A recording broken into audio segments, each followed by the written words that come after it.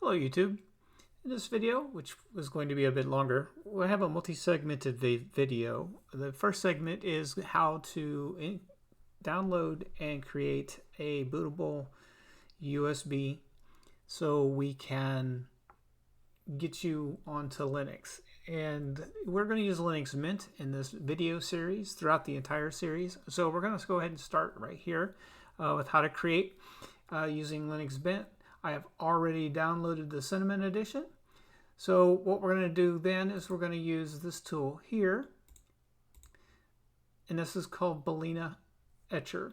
And you can get it from GitHub. And I will leave this, I'll leave this URL in the comment section, or in the description, sorry. So let's go ahead and get started. Like you can see, you can get RPM, Deb, there's Mac, App Image, Windows. This is for all operating systems. So we're going to go ahead and get started. I already have my thumb drive installed. So we're just going to run Balena Etcher. Let me pull this over here so we can see it. So this is very simple. We're just going to choose whether we're going to flash a file, flash URL, clone a drive, that kind of thing. And we're going to flash some file. Downloads Linux Mint. It automatically detected my 32 gig thumb drive that's in there, and then all you do is click flash. If you're on Linux, you will have to authenticate. Mac probably as well, maybe even Windows. And we'll just let it run from here. I'm going to go ahead and pause the video so it's not terribly long.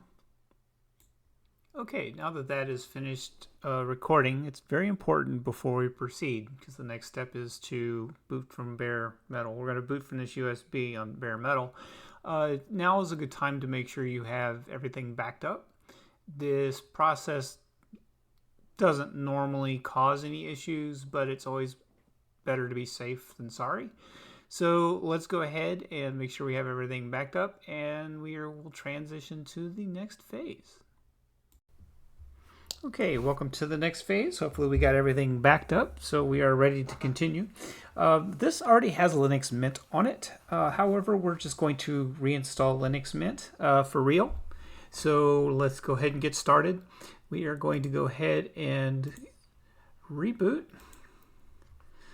Now you have to learn what your boot from USB keys are. Like on this Dell here, it's going to be F12.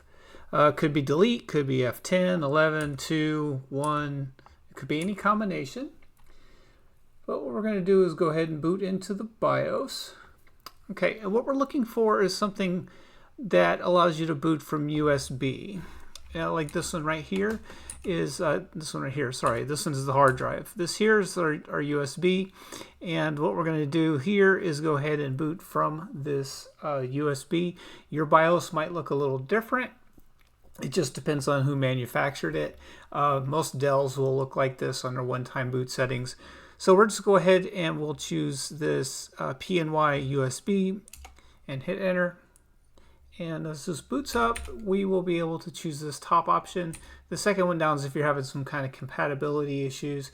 The third one is for OEM installers and so on. So we'll go ahead and choose the very top one here. And this will boot us to our desktop. Again, this is on bare metal. It's not in a virtual machine. So this will actually pull in all the drivers it needs.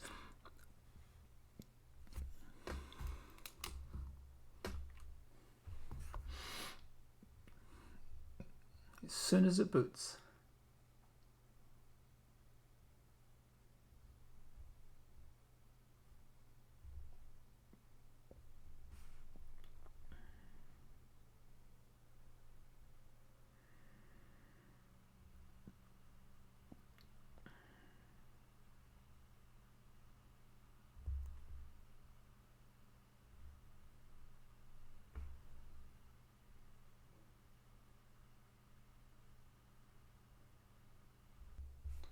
Okay, that did take about 3 minutes longer than I expected it to, so I paused it. But here we are on the desktop.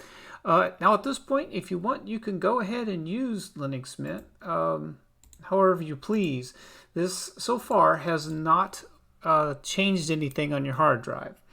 If you are booting on this on a Windows computer, all of your Windows files and everything is still there. All of this that you're seeing currently is all running straight off of that USB drive. So with that, you can go ahead and you can open Firefox, you can look around, you can navigate through these menus, do whatever you want to do, and play around to explore Linux to see if this is something that you would even be interested in. But yeah, so anyway, the next thing we're going to do is we're going to go ahead and install this. So we're going to hit this, install Linux Mint.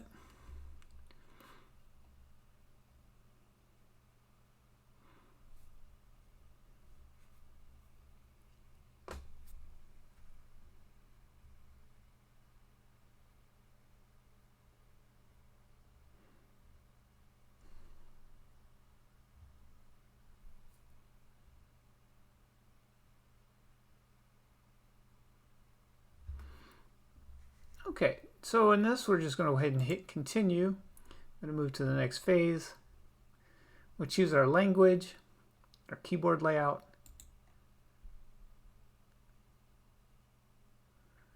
Okay, we're just going to leave things as default here. Click continue.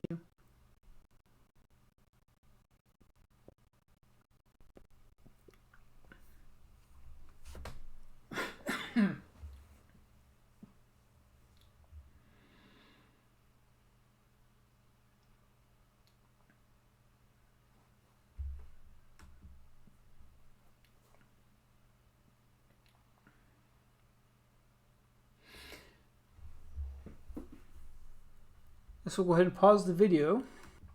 Okay, here we are on the next screen. Since this already has Mint on it, it's going to say install Mint alongside Mint. If I had Fedora, it would be install Mint alongside Fedora, or if it was Windows, it would be Windows. What we're going to do here in this case is we're going to erase the entire disk and install Linux Mint. And we'll go from there. Continue. We are going to choose our boot disk. So I have two of them in here. One of them is for data storage. We're not going to touch that. We're going to choose this other disk here. If you only have one disk, it will just default to that one. And choose install now. And this will automatically choose the partitions for you. All you do is hit continue. All right, then we choose our time zone. The default here is Chicago, or the Central Time Zone in the United States, which is exactly where I am. All right.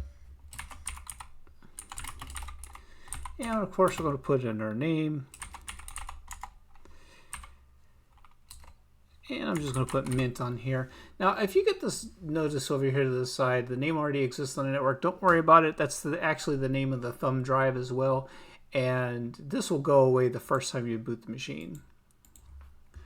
I'm going to choose our normal username and password.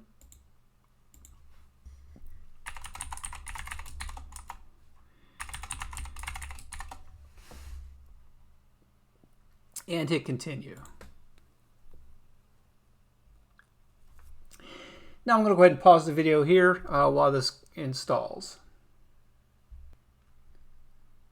Okay, it's time. We got the installation complete, and we're just going to go ahead and restart now. And this will restart our bare metal system back to the first boot desktop. Aren't we so excited?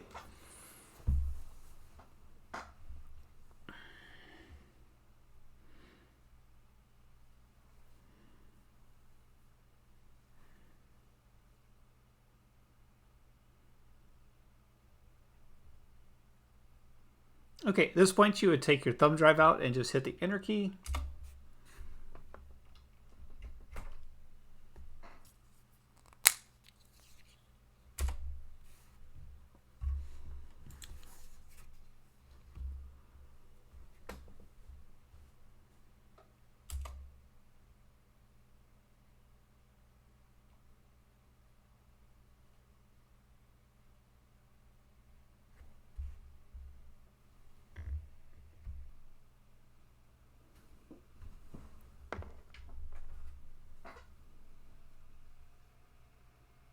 Okay, let's get this thing booted back up.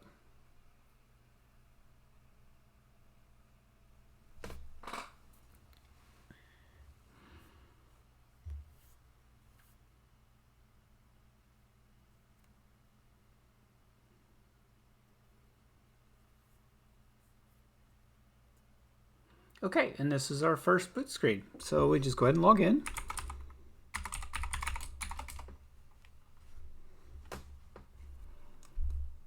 And onto the desktop we go. So our first screen here, if you notice, it just added my printer. I clicked away from that too fast. It auto-detected and installed my printer. I didn't have to do anything, which is amazing. So anyway, the first thing you are greeted with is this screen right here. This is called the welcome screen. It will pop up every single time you start the computer unless you take this check mark out of this box down here. So we're going to go ahead and get started. The first thing I want to do is show you the desktop colors. And let's go ahead and get that launched. Okay, so this is the simple themes. You can do more advanced stuff with it, but this is already going to be a long enough video, and we could talk about theming in a different video. This is supposed to be just like the initial setup, and off you go. So I personally like the Legacy, the Mint L, okay? And I want this mixed appearance here. So what that makes is the background's white, so it's still a light colored theme, but it's accented in the background with the dark theme. And I also like this aqua. You can have whatever color you want in here.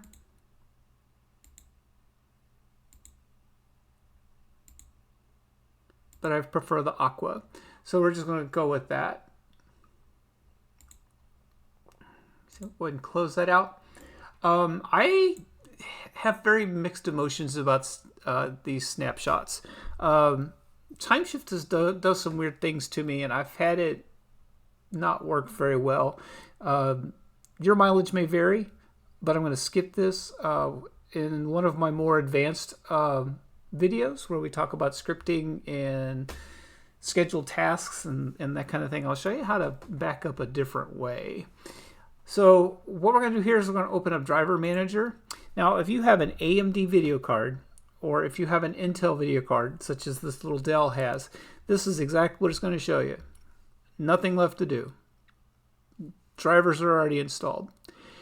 However, if you have an NVIDIA driver, this will populate with the latest version of the NVIDIA drivers that are available in the Mint repos.